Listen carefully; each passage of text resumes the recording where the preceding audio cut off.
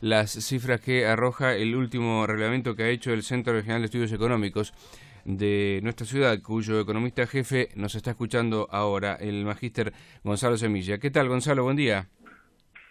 Hola, Gabriel. ¿Cómo ¿Cómo te estás? va? ¿Bien? Buenos días y gracias por el espacio que nos están dando. No, por favor, gracias a vos por este contacto para describir lo que estuvieron relevando y que da cuenta de un resultado de inflación otra vez por encima del 2%. Contanos cómo resultó el último relevamiento. Sí, perfecto, es correcto lo que vos decís. El último dato a mayo, digamos, el mes pasado fue del 2.2%. Digamos, algunos nos preguntan, ¿es un tanto abultado? Y yo te diría que sí, de todas formas, esperado por nosotros, dado que, digamos, estamos bastante involucrados en esta cuestión y en el relevamiento y lo vamos percibiendo y lo vamos notando. El 2.2 es algo que esperábamos. De todas formas, como bien decís, es otro dato, otro mes que está por encima del 2%, el cual preocupa e impacta a todos nosotros. Si vos mirás el acumulado, que sería desde todos los meses, los primeros 5 meses de este año, lleva el 11.3%, y te diría que en función de las metas, que ya por supuesto quedan muy atrasadas, las del Banco Central el año pasado, estamos a un 72% de cumplir con esas metas, que obviamente ya ni deberíamos hablar más. Te diría que el consenso ya está pensando en una inflación anual base o un piso del 25%.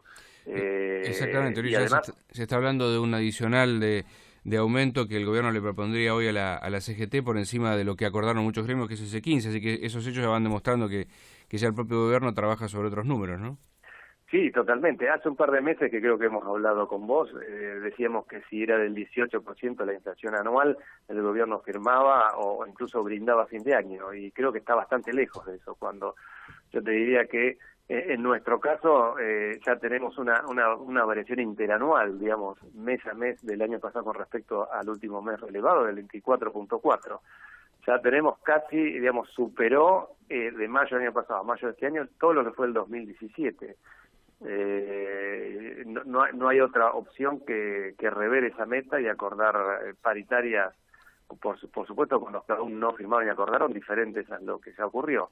Y aquellos que firmaron y pactaron 15%, por supuesto, internamente deben estar diciendo, si bien lo sabíamos, hemos hecho un mal negocio y seguramente saldrán al ruedo a renegociar. O esperarán a estos meses en los cuales algunos han hecho cláusula gatillo y otros a revisión o a sentarse en enero del año que viene. Yo creo que todas esas negociaciones se van a tener que reabrir, porque si no el salario real queda muy atrasado. Gonzalo, ¿y cómo tuvieron los rubros? ¿Subieron todos en mayo?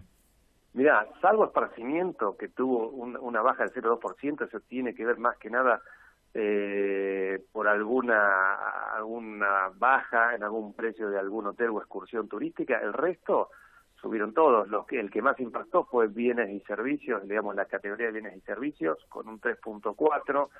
Después le siguió equipamiento y funcionamiento con un 3.2%, en forma simultánea, mismo indicador, transporte y comunicaciones y alimentos y vida con 2.6%, y ahí llama un poquito la atención, si uno desmenuza las 9 categorías que nosotros trabajamos, alimentos y bebidas, porque es algo que venía con cierto control, y nosotros cuando empezamos a publicar el IPC núcleo, estacionario regulado, veíamos que la inflación, digamos, el desempeño de la inflación básicamente se daba en función de las cuestiones de regulados, ¿no? De las tarifas de los servicios públicos en general que venían siendo actualizadas. Eso es lo que impulsaba nuestra inflación, y la IPC núcleo, que es el resto de los componentes de la canasta, venía hacia la baja, y eso es lo que el gobierno en todos estos meses venía notificando. Bueno, a ver, la inflación existe porque estamos actualizando tarifas, pero fíjense, el gran componente de inflación núcleo, que es un 60% de la canasta, viene descendiendo, pero ha sido la estrellita el mes pasado porque la IPC núcleo fue un 3.2%, mientras que regulado 0.8%. Y eso llama un poco la atención y nos preocupa, y el correlato es porque hubo una devaluación bastante pronunciada de más del 20% en mayo. Claro, ahí se puede estar advirtiendo el correlato que siempre ocurre en el país, que si sube el dólar después impacta en esos precios. Claramente, digamos, hay una formulita que es IPC núcleo sobre la devaluación del peso, y eso te da cuánto se trasladaría de la variación del dólar a la economía, y nos está dando un 14%, porque el índice núcleo fue del 3.2, más o menos de variación del 21%, eso nos daría que tendríamos un impacto en la inflación de un 14%. Y eso no es automático, eso puede darse en el mismo mes que fue el mes pasado, como puede darse en este mes o en los meses posteriores, y depende de las expectativas, depende de la incertidumbre también que estamos generando como país, de los ruidos internos económicos y políticos que hay. Digamos, cuando uno tiene políticas claras, eso el pass-through que le llama, o el impacto del dólar a los precios es más controlado.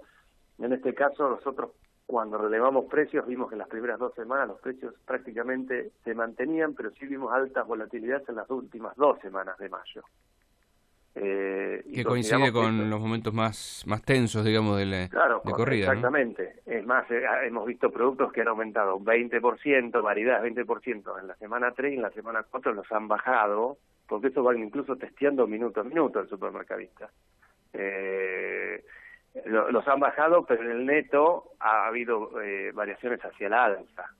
Pero básicamente eso es lo que viene ocurriendo. Faltan 7 meses, falta mucho todavía por recorrer. Estamos a 4.4 puntos de alcanzar la meta propuesta en diciembre por el gobierno, la cual ya está más que lejos, con lo cual nuestro pronóstico podría llegar a estar no menos del 24-25%. Y otra cosa a tener en cuenta es que esto, fíjate que las grandes consultoras revén hacia el alza tanto la inflación como crecimiento del país hacia la baja en forma permanente, casi semana a semana. Con lo cual se hace también difícil el pronóstico, ¿no? Claro, parece todo estar apuntado ahora a que finalmente se anuncie el acuerdo con el fondo, cuáles son las condiciones y los parámetros bajo los cuales habrá que moverse, y ahí hacer las cuentas que habrá que ver también si son las definitivas, ¿no? Y se termina esto de ir cambiando permanentemente que describimos. Claro, exactamente. Hasta que eso no ocurra, que incluso partíamos de 20.000 millones de dólares, de 30.000, ahora se está hablando de 40.000 y más. Y más, es decir, no hay ninguna certidumbre, ni sabemos cuánto va a ser. Digamos, el margen es enorme, entre 20.000 y 40.000, 50.000 millones es muchísima plata, y todavía no sabemos qué va a ocurrir, y se estima que ese gradualismo que venía ocurriendo con el Fondo Monetario, decía, bueno, este gradualismo va a ser más agresivo. Ahora ya se está hablando de una digamos, muy fuerte ajuste, y lo que puede llegar a ocurrir es que haya, que también se viene anunciando, un periodo de acá a finales de estanflación, es decir, un estancamiento, porque aumento de tasas y baja del gasto público es un estancamiento, pero con un impacto todavía y un traslado hacia precios. Incluso te digo, el dólar futuro a diciembre de este año ya se está perdiendo en 29,70 y estamos en 25,50, es decir, como que todavía queda un camino por recorrer y ver cuánto de eso que se estaría ajustando el dólar se trasladaría a precios. Cuánta capacidad y cuánto margen hay, porque si hay un estancamiento tampoco hay mucho margen para trasladar a precios. Exacto. Si ocurriera, obviamente, tendríamos salarios reales muy bajos, estaríamos muy atrás. Sí, eso va a incentivar la puja, y en un contexto en el que ya se están anunciando protestas, ¿no? y señales de tensión. Lo que podríamos decir entonces como conclusión, que a la espera de que lleguen anuncios y definiciones más claras sobre lo que viene, por los números que se van acumulando, la inflación anual no va a estar muy lejos en el piso de lo que fue el año pasado, ¿no? Incluso claro. Puede llegar a ser peor. Exactamente. Es verdad lo que vos decís. Incluso ya están tratando de desarmar lo que son las LEVACs, que estaban con vencimientos muy cortos y muchísimo volumen. Eso también hay que tenerlo en cuenta. El dólar parece ser que en estos últimos días y semanas se ha mantenido estable, lo cual es una buena señal.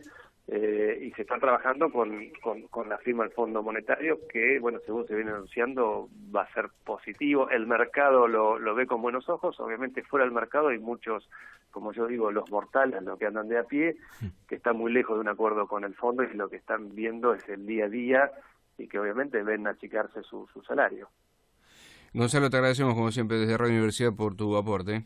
Por favor, muchas gracias por el espacio y saludos. Saludos, buen día. El magíster Gonzalo Semilla, economista jefe de CREVA, respecto de los números de la inflación de mayo en Bahía Blanca. Recordamos 2,20 el aumento. El acumulado en el año ya llega al 11.